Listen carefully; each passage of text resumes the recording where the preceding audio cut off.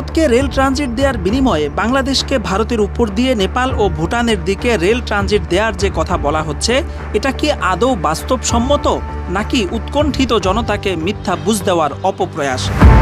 প্রথমেই একটা বিষয় আপনাকে জানতে হবে যে ভুটানে আদৌ কোনো রেল লাইনই নাই, আর নেপালে একটি মাত্র রেল লাইন আছে যার দৈর্ঘ্য মাত্র 52 কিলোমিটার। কাজেই নেপাল ও ভুটানের সাথে রেল ট্রানজিটের অর্থ হচ্ছে বাংলাদেশ থেকে ভারতের উপর দিয়ে নেপাল এবং ভুটান পর্যন্ত রেল লাইন নির্মাণ করতে হবে বর্তমান প্রেক্ষাপটে, যেটা অত্যন্ত সময় সাপেক্ষ এবং প্রায় অসম্ভব একটা ব্যাপার। নেপাল রুটের বর্তমান অবস্থা যাচাই করে দেখা গেছে ভারতের উপর দিয়ে বাংলাদেশ ও নেপালের দূরত্ব মাত্র 18 কিলোমিটার হলেও এভাবে সরাসরি কোনো রেল লাইনের অস্তিত্ব নেই। এক্ষেত্রে চাঁপাইনবাবগঞ্জের রোহানপুর থেকে পশ্চিমবঙ্গের সিঙ্গাবাদ হয়ে বিহারের রোকসোল সীমান্ত পার হয়ে এরপর নেপালের বীরগঞ্জে যেতে হবে, যেখানে মোট দূরত্ব প্রায় 550 কিলোমিটার। অর্থাৎ বাংলাদেশ ও নেপালের ভৌগোলিক দূরত্ব মাত্র 18 কিলোমিটার হলেও বাংলাদেশি ট্রেনকে ভারতের উপর দিয়ে 550 কিলোমিটার পথ পাড়ি দিয়ে নেপাল যেতে হবে, যেটা এক প্রকার অবাস্তব এবং অসম্ভব। অপরদিকে ভুটানের রেললাইনের কোনো অস্তিত্বই নেই, অর্থাৎ এই মুহূর্তে চাইলেও বাংলাদেশি ট্রেন ভারত অতিক্রম করে কোনোভাবেই ভুটান ঢুকতে পারবে না।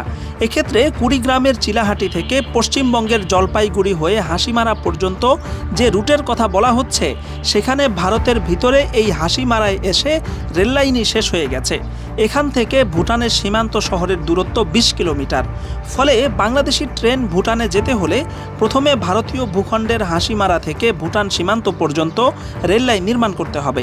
এরপর ভুটান সীমান্তের ভেতরেও রেললাইন নির্মাণ করতে হবে। যেহেতু ভুটানের নিজস্ব কোনো রেললাইন নেই, ফলে তারা বাংলাদেশি ট্রেন আসার জন্য নিজেদের সীমান্তের ভিতরে রেললাইন নির্মাণ করবে, এটা সময় সাপেক্ষ এবং এক প্রকার অবাস্তব চিন্তা ভাবনা। তাছাড়া যেই ভারত বাংলাদেশ থেকে নেপাল ও ভুটান যাওয়ার জন্য সড়ক পথে মাত্র 18 থেকে 40 কিলোমিটারের রাস্তার ট্রানজিট দিচ্ছে না, সেখানে বাংলাদেশি ট্রেন নেপাল ভুটান যাওয়ার জন্য তারা আলাদা করে রেললাইন বানিয়ে দিবে, এটা অকল্পনীয় একটা ব্যাপার। বর্তমানে ভারতীয় ট্রেন 5টি সীমান্ত দিয়ে বাংলাদেশের ভিতরে ঢুকছে, 2টি সীমান্তে পরীক্ষামূলক চলাচল হচ্ছে এবং আরও 2টি সীমান্তে ট্রেন চলাচলের প্রস্তুতি চলছে। অর্থাৎ বাংলাদেশের মোট 9টি রেল সীমান্ত রয়েছে, যেগুলো দিয়ে ভারতীয় ট্রেন এক পাশ দিয়ে বাংলাদেশে ঢুকে এরপর আরেক সীমান্ত দিয়ে বের হয়ে যেতে পারছে। অর্থাৎ ভারতীয় ট্রেন বাংলাদেশের 9টি সীমান্ত দিয়ে ট্রানজিট পাচ্ছে। এর বিনিময়ে বাংলাদেশি ট্রেনের জন্য সোজা পথে নেপাল যাওয়ার কোনো রাস্তাই নেই, গেলেও 18 কিলোমিটারের বদলে 550 কিলোমিটার ঘুরে যেতে হবে। আর ভুটানে যাওয়ার তো কোনো রেল লাইনই নেই।